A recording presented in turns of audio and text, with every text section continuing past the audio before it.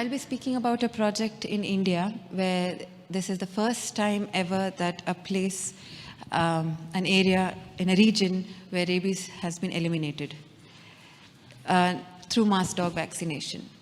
Okay? Сейчас доктор хотела бы поговорить о той группе, в которой она работает. Это миссия по контролю бешенства.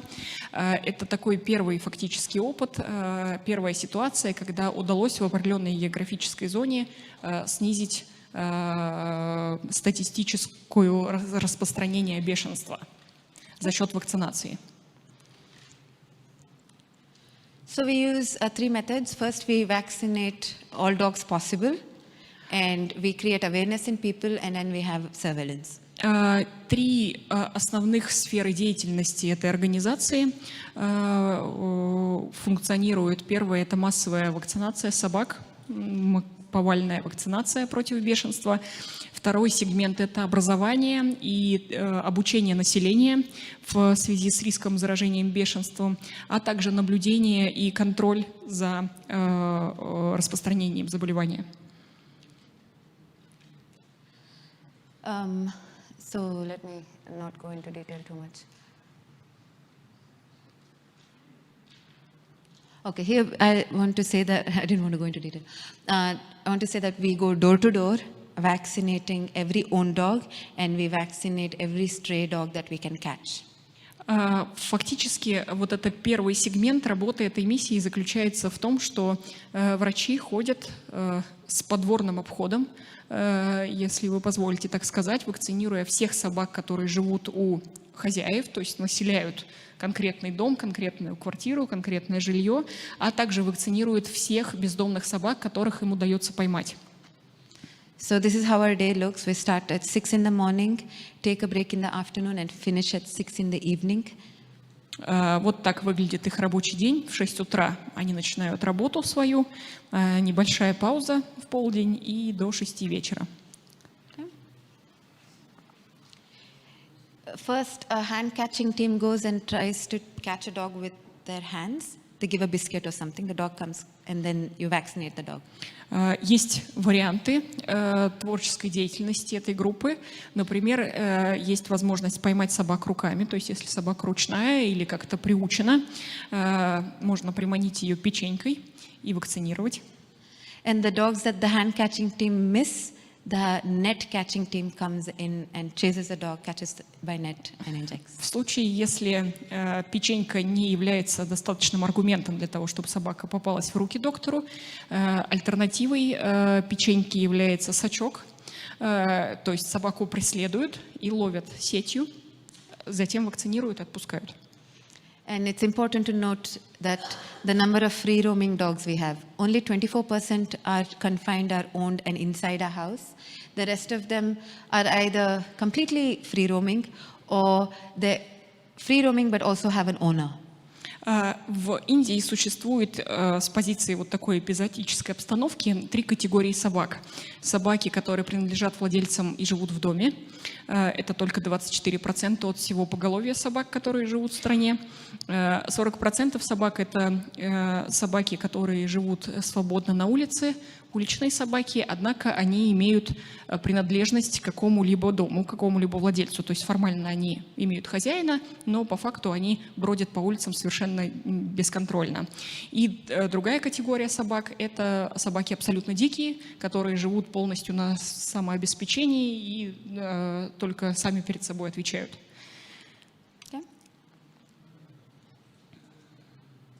So we use a phone app. So every dog that's vaccinated is recorded on the app, and this is how it's seen on the back end. Для удобства контроля за вакцинированным поголовьем используется специальное приложение программное в телефоне. Каждый раз, когда сотрудник ловит собаку, ему удается ее вакцинировать, он ставит точку в приложении. Таким образом, другие сотрудники тут же видят, что очередная собака подверглась вакцинации.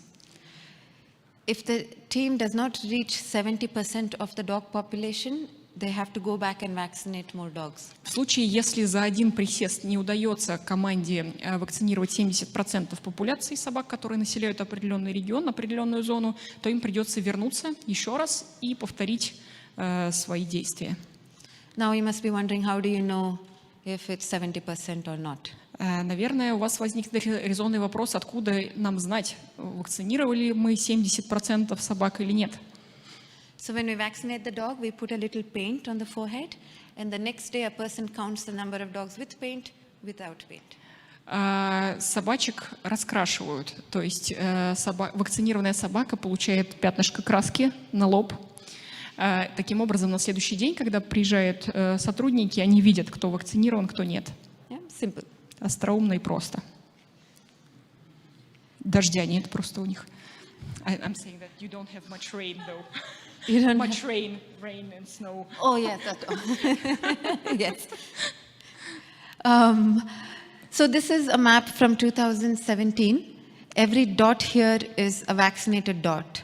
And this is the percentage of coverage we have in each area.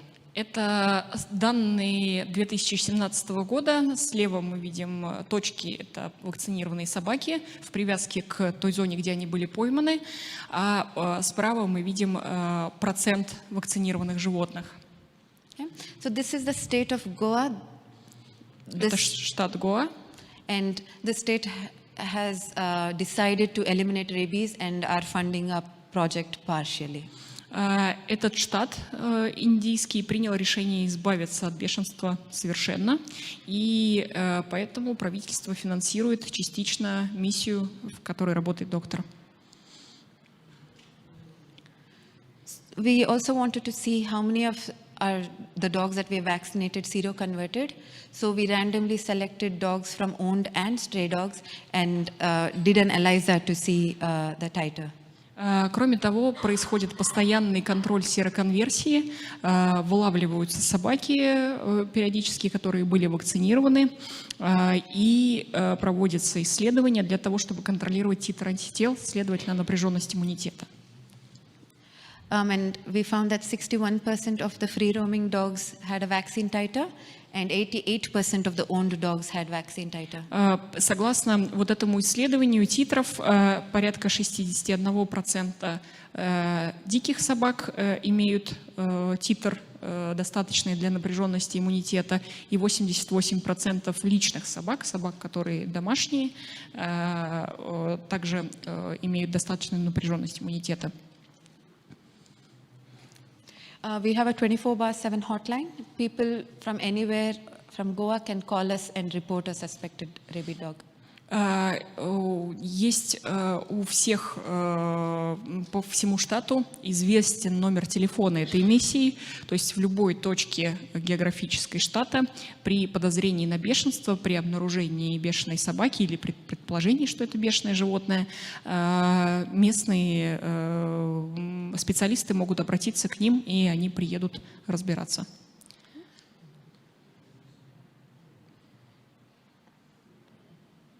Can you try the animation, please? Вы можете чпокнуть на картинку? Okay. Спасибо. И вот сейчас можно еще раз нажать на что-нибудь. О, No, wait. нет.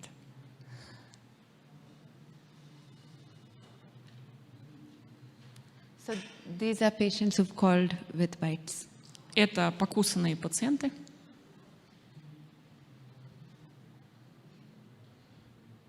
All are rabid bites.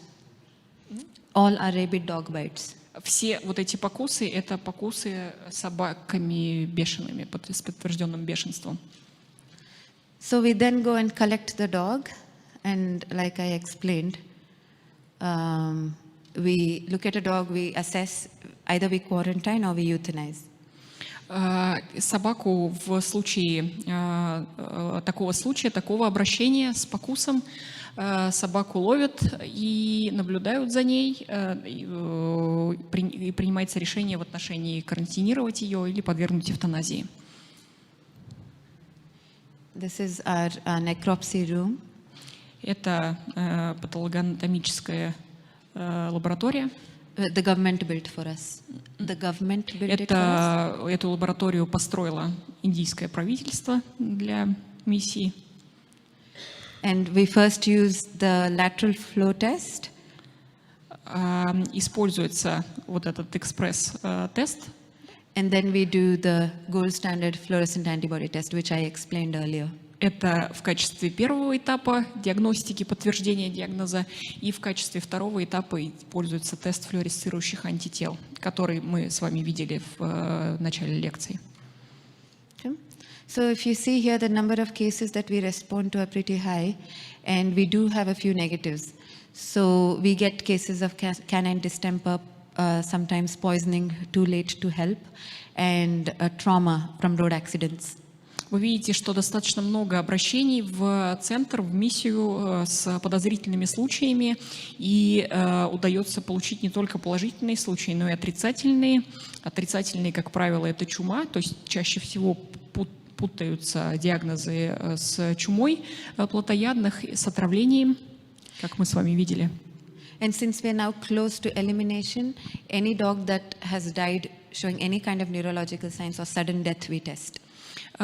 Сейчас доктор говорит, они уже приближаются к тотальной элиминации бешенства из этой географической зоны, и сейчас уже работа вышла на уровень того, что любая собака, которая погибает с неврологической симптоматикой или просто внезапно гибнет, оказывается у них в лаборатории на предмет тестирования по бешенству. So this is an illustration of the rabies cases we have found in 2017, from 2015 to 2017. Вот здесь мы видим иллюстрацию подтвержденных случаев бешенства в штате Гуа с 2013 по 2017 год. And it's interesting to note that 42% of them are from dogs that have an owner in some form. Интересно, что большая часть, достаточно большая часть вот этих случаев — это собаки, которые принадлежат кому-то, то есть у них были владельцы в каком-то варианте. So responsible pet ownership is the primary problem with dog population and rabies. Доктор считает, что одна из существенных проблем распространения, такого широкого распространения бешенства в этом регионе — это безответственное собаковладение. То есть владельцы собак никаким образом не участвуют в контроле бешенства. We also follow up bites that people report in a hospital. We follow up the dog. Еще одно направление работы — это работа непосредственно с людьми, которые обращаются в клиники, в больницы по причине покуса собак. Этих людей опрашивают для того, чтобы поймать собаку в том числе. And the health sector has also started to test human beings. И медицинские центры, которые работают с пациентами людьми, соответственно, тоже начали не так давно программу по тестированию напряженности иммунитета людей. Awareness is an important tool for rabies elimination. We concentrate on children. We go to 80% of the schools. Очень важной частью профилактики и прекращения существования бешенства является образование населения. Особенно большое значение имеет разъяснительная работа среди детей. 80% школ посещают работники миссии для того, чтобы работать с детьми. So we teach children to first avoid a dog bite. Second, if you do get bitten, what to do? First aid and vaccine. Tell your parent, and our hotline to report to us if they see anything suspicious. Детей учат, в общем, такой нехитрой премудрости. Во-первых, как избегать покусов, избегать атак бешеных животных. Я так думаю, пугают их, наверное, сильно. Следующий этап, следующая часть — это объяснение, как себя вести в ситуации, когда, если тебя покусали, что нужно делать, как оказать самому себе первую помощь. Не надо скрывать это от родителей, то есть нужно обязательно родителям рассказать. И третий уровень осведомленности ребенка — это понимание, что есть какое-то подозрительное животное, он его увидел, не надо бояться об этом сказать. And also to tell their parents what they've learned new, because parents have no idea what's happening. Но дети — это самая приятная часть работы, потому что со взрослыми гораздо сложнее, и поэтому еще один пункт работы с детьми — это просьба к ним, чтобы они рассказали все, что они услышали своим родителям, потому что до родителей достучаться бывает гораздо сложнее. It's always easier to teach a child than it is to teach an adult. Гораздо проще, наверняка вы все знаете, научить чему-то ребенка, чем взрослого.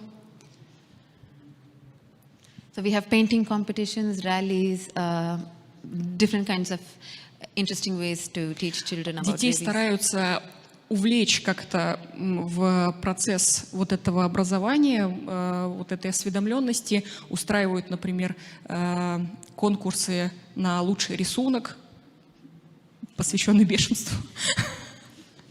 What did you say? What do they draw? Do they draw something dedicated to rabies? So yeah, they draw. Да-да-да, не dog- шутка сейчас. They draw a dog chasing a person, biting. Да, рисуют, как собака преследует человека, например. And to be friendly to the dog, to be nice to animals, and to vaccinate their dog. И, конечно, еще такой момент — это обучение детей лояльному отношению к животным, то есть нужно с уважением, с любовью относиться к своим зверям, которые живут у них, и вакцинировать обязательно своих собак, которые живут в семье. So the summary of the project: we vaccinate close to 100,000 dogs, and the number of rabies cases in dogs has reduced to 4 this year, and human rabies from 17 in 2014 to 0 from the end of 2017. На сегодняшний день вакцинировано огромное количество собак. Удалось, кроме всего прочего, добиться также огромное количество людей, населения, в том числе детей. Удалось добиться снижения смертности от бешенства за последние, получается, 4 года. С 17 человек умерло от бешенства в Гоа в 2015 году. И за последние 2 года ни одной смерти человека от бешенства в этом регионе не зарегистрировано. Yeah. I'll skip this. So by 2023, we want to declare ourselves canine rabies free, and by 2025, we hope to declare ourselves completely rabies free. К 2020 году план полностью элиминировать бешенство собак на территории Гоа, и к 2025 году избавиться в принципе от бешенства вообще. And we are doing studies with the oral bait. We want to use the vaccine, so we are trying to convince the government, showing that using an oral bait vaccine would help control rabies better. Кроме того, доктора стараются популяризовать применение вакцин, использовать современные достижения в вопросах вакцинации. В частности, пытаются продемонстрировать людям, что достаточно безопасно и эффективно использовать живую пероральную вакцину для диких животных, для диких собак, которых невозможно поймать. So it would be cheaper and faster to catch dogs by hand and vaccinate them parenterally. And those dogs that we can't catch, we can throw the oral bait vaccine. Таким образом, у нас есть возможность вакцинировать всех собак, которых мы так или иначе видим в своем поле зрения. Собаки, которых не удается приманить и добром уговорить вакцинироваться, их можно поймать. Если их не удается поймать, то можно разбросать вакцину в надежде, что они съедят ее добровольно. Another photo. This is the team from the government and from our NGO. Это команда, с которой работает доктор, это члены правительства в том числе, то есть представители государственных структур. Thank you very much. Спасибо вам большое за внимание.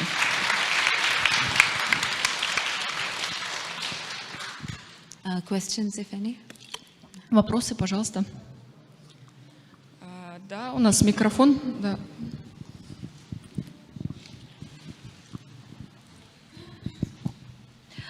Такой вопрос. Как известно, Гоа — это туристическая зона, И ситуации могут быть разные. Понятно, что местные, скорее всего, знают, куда бежать, если их покусала собака. Вот как быть туристу в этом случае? It is a question regarding the regulation of like people being bitten by a dog in Goa.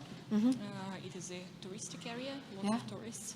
So local people definitely they know whom to call or where to go to get some measures done. But if you are a tourist visiting Goa, how is it organized? If you're a tourist, then someone local generally helps. We've had a lot of tourists who are bitten and they're going home. So they buy the vaccine and go home because they don't have vaccine back at home. Like we had a tourist from Ukraine. Her family was bitten. She took vaccine from Goa and went home. Do they know how do they know They whom won't. to contact? We're trying to get the tourism department to put out information in places, but they haven't yet. But the locals are very helpful. И что касается туристов, туристической угрозы, то тут дела обстоят следующим образом. Вообще миссия работает с департаментом туризма для того, чтобы они распространяли информацию, к кому обращаться, как себя вести в случае покуса. Однако, к сожалению, пока это не самая сильная их сторона. Но в любом случае обычно всегда такие ситуации разрешаются по средствам местного населения. То есть, когда происходит такой инцидент, когда турист кусает собаку, он обращается к какому-то представителю местному, и человек обязательно припровождает его дальше. Доктор говорит, что у них была история, украинские туристы, там целое семейство было покусано, и они вакцинировались, в итоге все обошлось, наверное, они вакцинировались и купили с собой вакцину, потому что у них вакцина там в газетных ларьках продается против бешенства, и увезли с собой еще вакцину. The vaccine is free in Goa. Even the immunoglobulin is free. Yeah, you can buy it like everywhere. The government provides it for free, and if the government clinic has run out, then you can buy it. Правительство Гоа предоставляет вакцинацию бесплатно, как у нас, но если, например, по какой-то причине вы не подлежите, не попадаете под эти государственные субсидии государственных клиник, то да, в газетном киоске можно купить вакцину против бешенства и привиться. And the vaccine costs Тогда 350 rupees. 350 рупий стоит вакцина. Хорошо, а вопрос, как они там хранятся? Она же должна в холоде храниться. Do they all these local shops that sell the vaccine, do they Need a keep it in a proper way, like in a fridge? Yes, not to worry. If you have a drug shop, you have a license, and there's someone checking on the way you keep your medicines. На самом деле, если препараты есть в магазине, продаются в магазине, то обычно у них есть контролирующие инстанции, которые следят за условиями хранения продаваемых препаратов медицинских, в том числе и вакцины. Question? Еще вопрос, пожалуйста, здесь. Не здесь. Идет разговор про штат Гоа, там работа идет. А как в целом в Индии происходят дела? Там то же самое в других штатах? Потому что собаки-то у них границ нет, они прибегут. Вы там в Гоа ликвидируете все это, набегут из других штатов бешеные животные.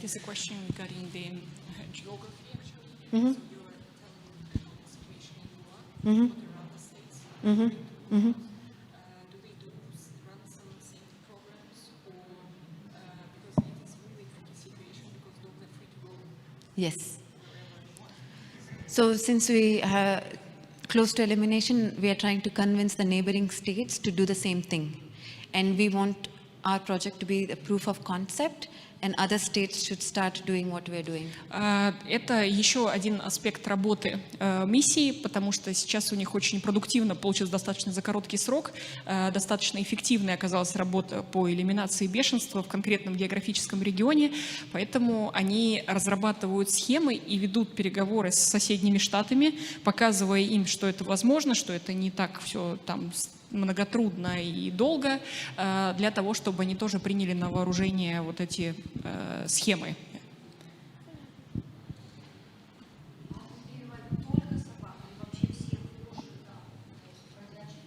Do you vaccinate only dogs or do you vaccinate everything like cats and No, only cattle? dogs.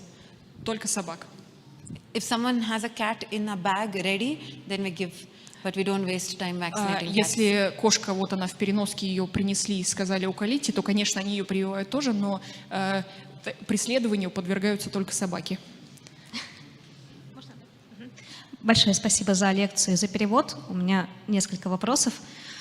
Первый, при посмертном исследовании они всегда делают исследования на антигенных экспресс-тестах, и после этого методом прямого иммуноферментного анализа. По опыту лектора, насколько часта сходимость или расходимость результатов?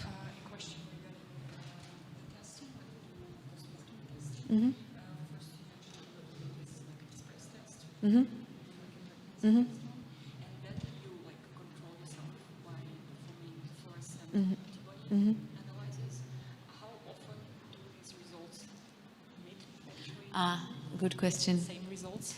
So we use a product by BioNote. It's I can't give out company names, but yeah, it's very good. There are other companies, the lateral flow. Yeah, the test kits. There are many companies. Some are rubbish. The one we are using is very good, and close to 99% it matches. Тест-система, которую они используют для иммуноферментного анализа, Иммунофлуоресцентного, анализа, они используют очень хорошую фирму. То есть они пробовали разные, многие неудовлетворительные совершенно результаты дают, но вот эта компания, чьей продукцией они пользуются, 99% они имеют подтверждение. Сходимость результатов между экспресс-тестами и иммунофлуоресценцией. Здорово. Да. Второй вопрос. Насколько часто у вас встречается бешенство, передающееся от рукокрылых, от летучих мышей? От белок? От летучих мышей. От летучих мышей. How often do you see the cases of rabies from bats? Bats. No one in India has reported a bat rabies case yet. В Индии до сих пор не описано случая заражения бешенством от летучей мыши. То есть в вашем случае резервуар — это собаки? Только. Ну, кошки тоже. Yes, so we want to remove rabies from dogs. Да, их цель вообще, да, сообразно статистике, их цель — это собаки. Since they're the reservoir population. Потому что их популяция настолько велика, что она представляет самый серьезный риск для заражения. But I am secretly looking into bat rabies. We're doing postmortems on bats found dead. We'll be very famous if we find one, but I hope we don't find it. Доктор говорит, что она работает все равно периодически с летучими мышами, но говорит, уверена, что это ее прославит, если она все-таки найдет бешеную летучую мышь, но пока, к сожалению, нет. Возможно, будет потом вернуть табличку по выжившим и выздоровевшим, ну, если время останется. Да, которая была в начале лекции. Is it possible to bring back the table where you have the survivors from rabies? Oh, okay. That's way back. Просто поделиться с коллегами. But what's the question? Maybe I can Вопрос remember. какой-нибудь? Нет, сфотографировать. You want a photo? Just a photo. Yeah. Oh, good. Все сломалось. Никто не выжил. It's in the beginning, I remember. Можете нам вернуть, пожалуйста, презентацию? Да, спасибо. Yeah. У вас все вопросы, да? Тогда, может быть, пока еще, если есть вопросы, мы можем... There's a question there. Ага, вон там есть вопрос. Да. Может быть, я немножко позже пришла и не слышала. Будьте добры, спросите, пожалуйста, возможность реверсии вируса из живых оральных вакцин существует, на взгляд лектора, и насколько это реально? Реверсию.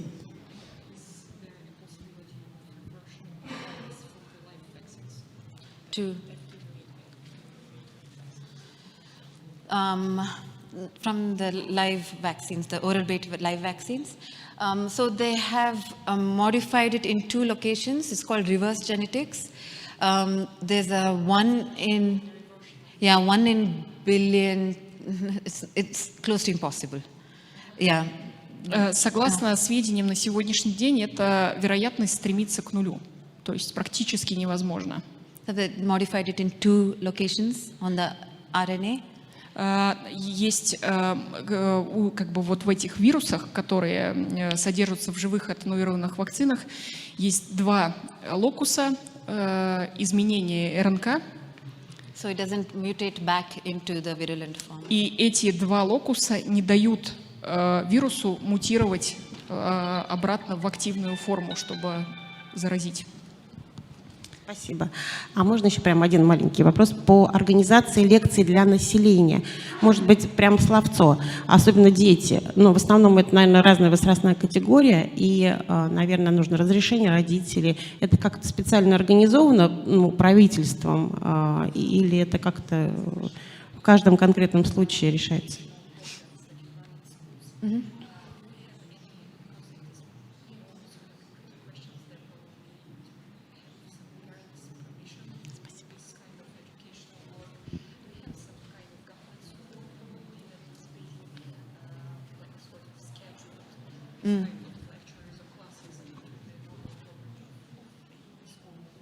Yes, so the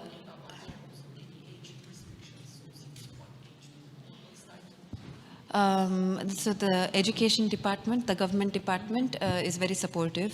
We give them a schedule of when we are going to each school. There's no age restriction, and the awareness program is very friendly, very fun. We don't scare them. But we do start from age 8 to high school, 16. People are asking us to start to educate even the older kids, but we don't have staff. Правительство очень хорошо поддерживает вот эти образовательные программы, детские именно образовательные программы. Доктора предоставляют расписание своего перемещения в департамент образования. Департамент образования распространяет это по школам, и школы включают вот этот урок, если можно так сказать, это занятие в свою программу, так, чтобы можно было детям заниматься.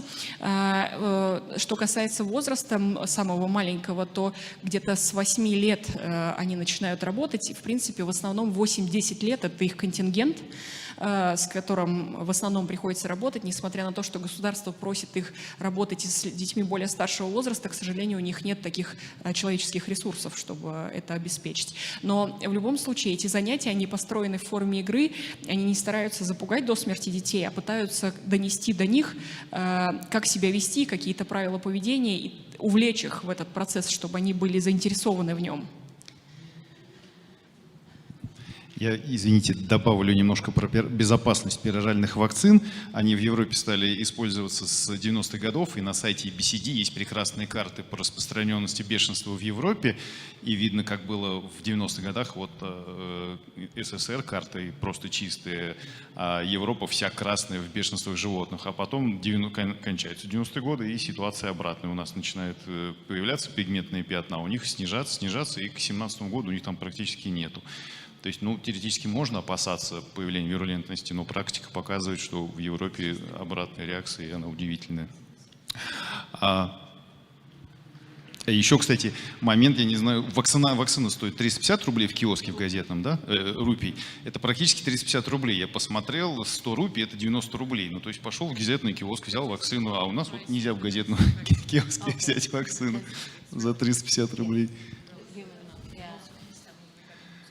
Ну вот если нету за бесплатно, хотелось бы взять за 350 рублей.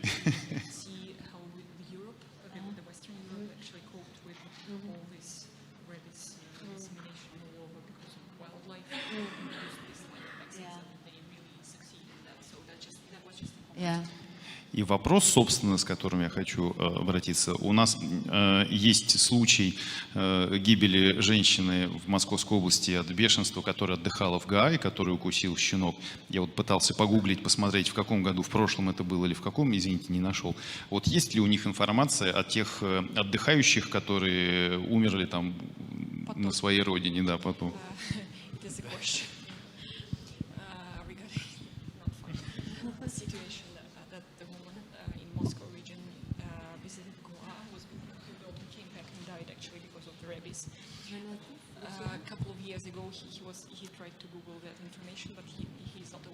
Yeah, it could be 2014. Это 14-й год, может быть?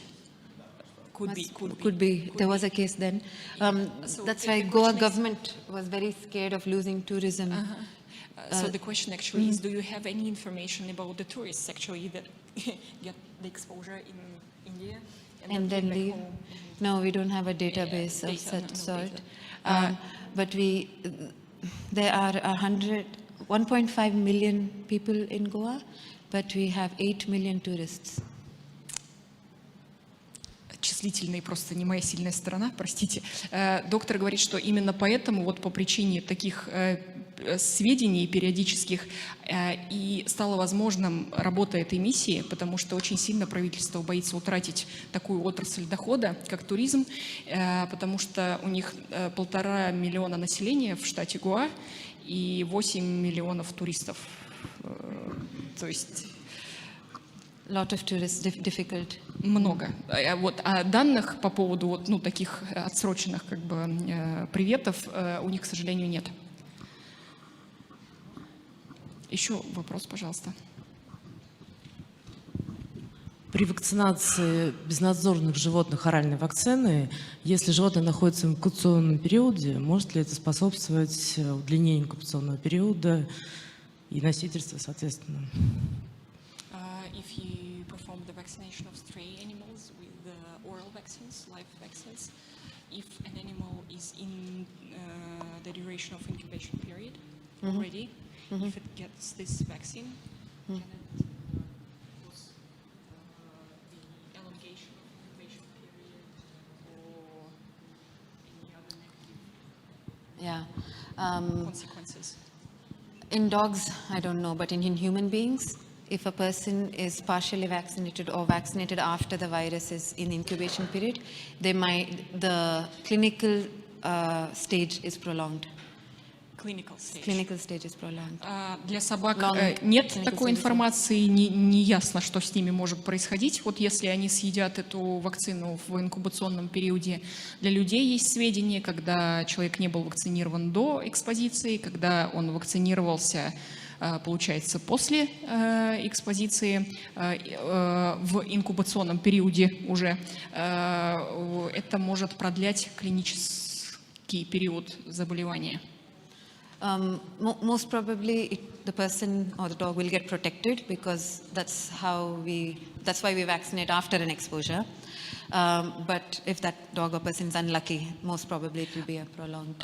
С большой вероятностью мы, в принципе, надеемся, что даже если собака съест вакцину в инкубационный период, она получит соответствующую защиту. Мы на этом, собственно, и выстраиваем всю схему, весь протокол постэкспозиционной вакцинации. Но если человеку или собаке не повезло, и вакцинация оказалась слишком поздно сделана или по каким-то причинам что-то пошло не так, то да, клинический период заболевания удлиняется.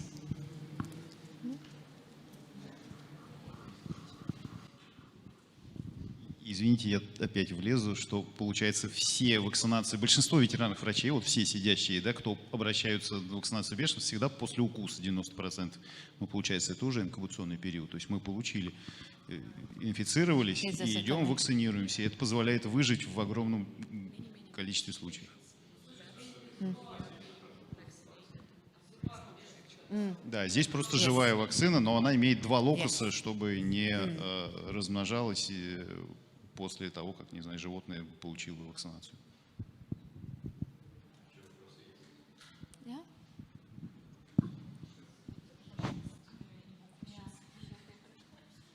Спасибо большое за внимание. Очень много вопросов, да, у нас вызвало бешенство в течение сегодняшнего дня. И, по-моему, так много вопросов было, да, медицинскому специалисту. Очень много досталось вопросов Говре. Я думаю, что Говрид надолго запомнит, да, наше с вами общение. Мы ее так сильно помучили, по-моему, по всем областям знания. Я думаю, что мы, во-первых, должны поблагодарить Говри за то, что она приехала так издалека и в такую холодную страну. Сказать ей большое спасибо хотя бы при помощи аплодисментов. И спасибо большое за участие. Небольшой сувенир, Russian souvenir. Thank you. Спасибо большое, то, что вы пришли. Слышали? Вы слышали? Еще раз на Say it бис. again. Say it again. Спасибо? Did I say it right? Спасибо большое. На этом наша секция заканчивает работу немножко раньше, да, чем планировалось. Я жду от вас обратной связи относительно, да, тех тем, которые бы вы хотели бы послушать на следующий год. У нас есть группа диагностика инфекционных заболеваний. Можно забросить туда одну тему и обсудить активно, да, то есть что мы хотим на следующий год. Я сильно рассчитываю на то, что у нас будет очень интересный иностранный лектор и в плане инфекционных и инвазионных заболеваний. Возможно, у вас какие-то есть сверхсвежие идеи, пожалуйста, пишите. Спасибо большое еще раз. Наша секция закончена. Спасибо.